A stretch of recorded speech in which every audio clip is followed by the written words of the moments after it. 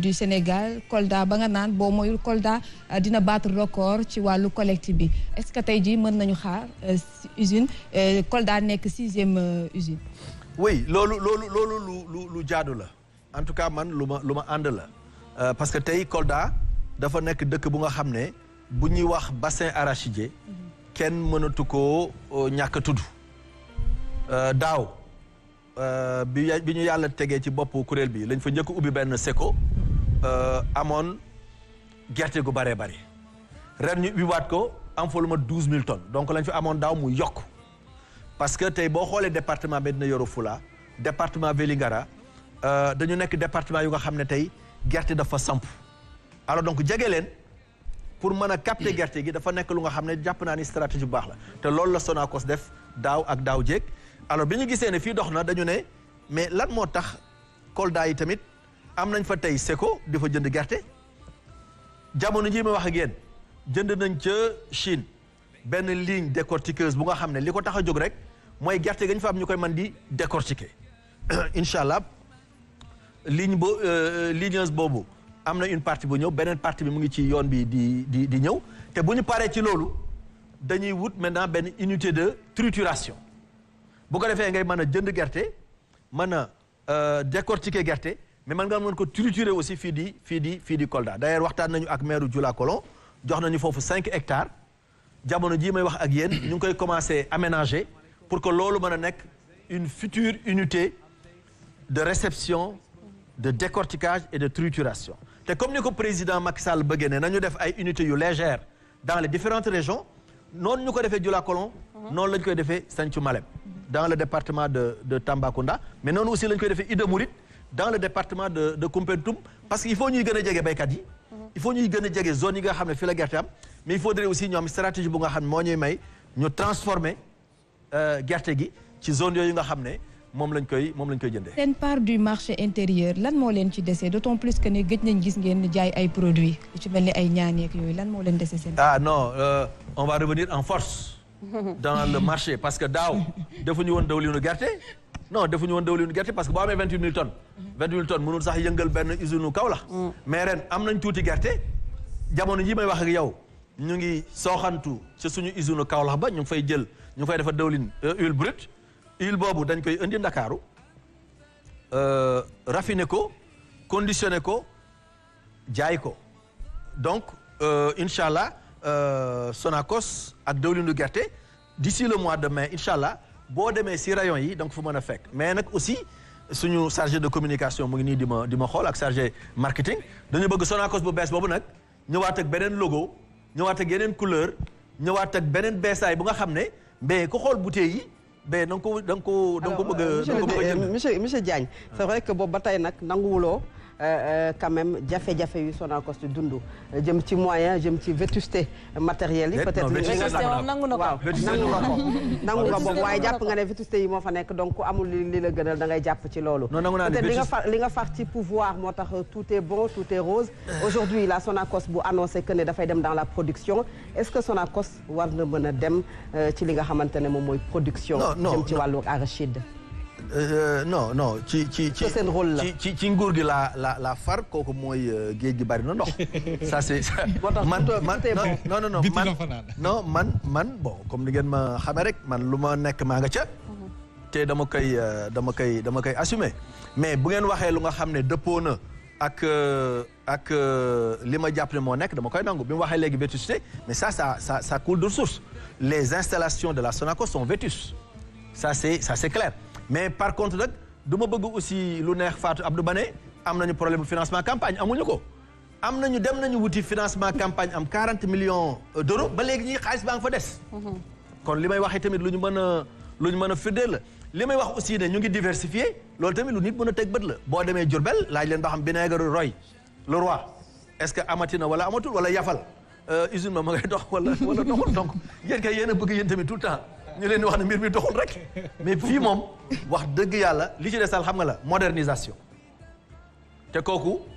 gouvernement bi mu ngi ciy taxaw pour ñu moderniser Sonacos mooy installation yooyu nga waxoon. pour par ñu rapport à la production.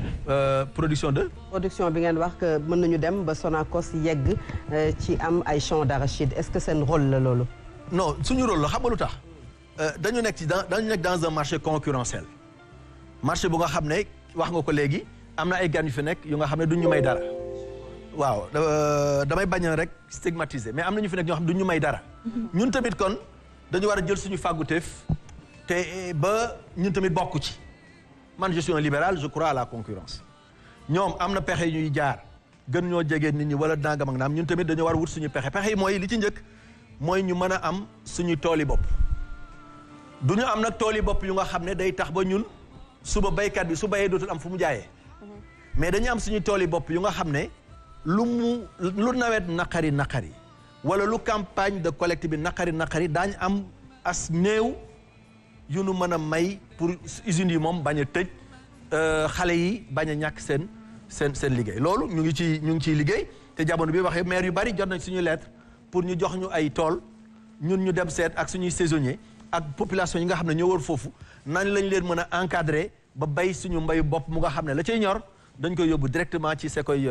Sokoy Sonacos yi daañu créer ay emploi ci gox ya ñu nekk mais daañu may aussi Sonacos mu am li nga xam ne mooy accessible pour toutes les bourses bu ngeen defee loolu xanaa nit ñi dinañ mën a jot ci dawlin joo xamante ne dina yomb dawlin nag xam nga man daa yombut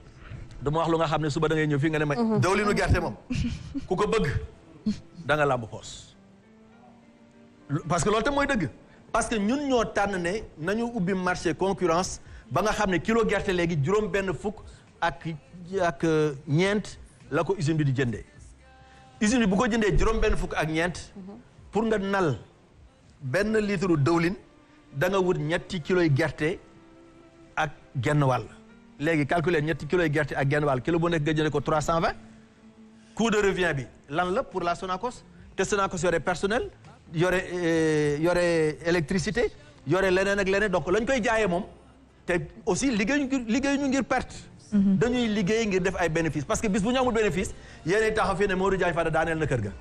te loolu nag Modou ma nekk damay bëgg at bu jot ñu ne Modou Diagne Fada ak équipe am def nañ bénéfice en tout cas loolu mooy li nga xam ne moom la ñuy wut li tax daaw ñu mën a am 300 millions de bénéfice ren ñu yaakaar 1 milliard de bénéfice dañu bëgg aussi déwén aussi ñu am 2 milliards de bénéfice donc comme ñun gerte gi toll na fu nga xam ne foofu la dawlinu gerte dafa yéeg léegi haut de gamme la parce que pouvoir d'achat Chine ñoom ñiy jënd gerte gi xañ na ñoom seen pouvoir d'achat am na lu mu leen may ñun Sénégal xañ na am na lu mu mayul mais daañu ko yemale ba nga xam ne daal duñ ci perte te ku bëgg dawlinu gerte da nga ko am kon ñu doon laajte lu tax Sonacos di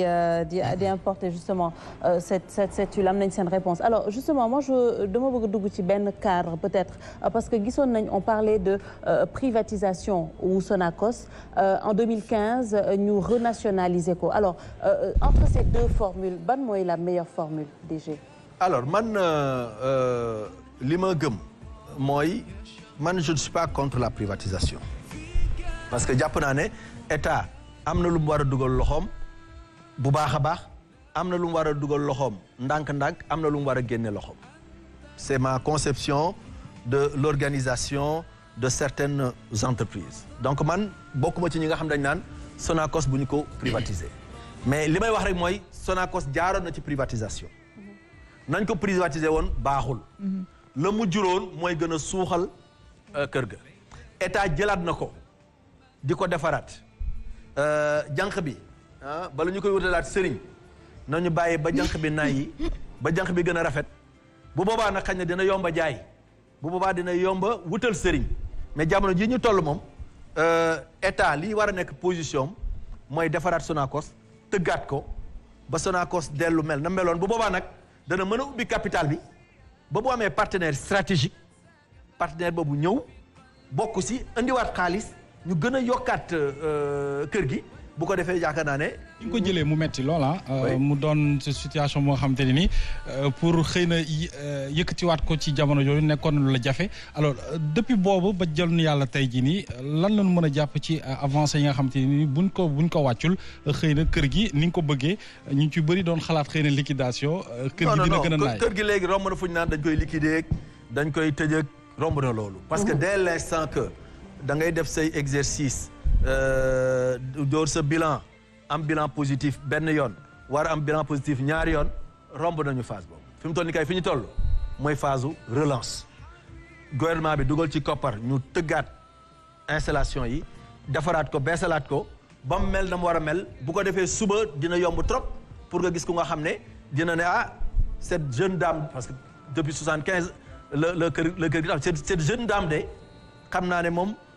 bu ma ko takkee dinaa ci mën a gis sama bopp ci loolu ci la ñu nekk te liggéey boobu nag wax naa leen ne ba président Sall jëlee dogal ne da koy renationaliser teg fa benn directeur ba def kemtalaay kàttanam góorgóorlu ca mu jël ma teg ma fa man tamit ma cay góorgóorlu mais muy man muy ka fa nekkoon dafa yàgg a nekk suñu ginnaaw di ko toppal boppam di ko xoolal boppam di ko saytul boppam te di ñaax gouvernement bi tamit mu jàppale Sonacos jàpp naa ne ndam lu ñu am rek ginnaaw bu yàlla wéyee équipe ba fa nekk la travailleur Sonacos yi équipe de direction ba may accompagner la mais jàpp naa ni tamit loxo président Macky Sall génnu ci. mais monsieur le ministre mais peut-être privatisation bi donc on peut retenir d'après ni nga waxee ni que vous êtes contre cette idée suñ ko naroon def à l'instant T. non man non gisuma non xam nga kenn mënul am na lu nga xam ne nag kenn mënu ko def te yëguma ko. maanaam jamono ji ñu nekk 2020. dégguma 2021 baal ma dégguma kuy wax ne dañu war a privatiser kër gi 2021. bon maintenant que ñu def ko d'ici jëmi jamono loolu nekk na lu nga xam ne gisuma ci benn problème su fekkente ne investissement yi ñu war a def ci biir kër gi def nañu ko ba kër gi taxawaay bu nga xam ne dina mën a ñeneen daañu ci mën a ñëw te du tee état bi di continuer peut-être di garder la majorité. ci biir kër gi. alors monsieur le ministre peut-être xanaa rek par rapport ak li ñu fi wax yëpp ci yenn yi am na ay ponk yoo xamante ne ponk yu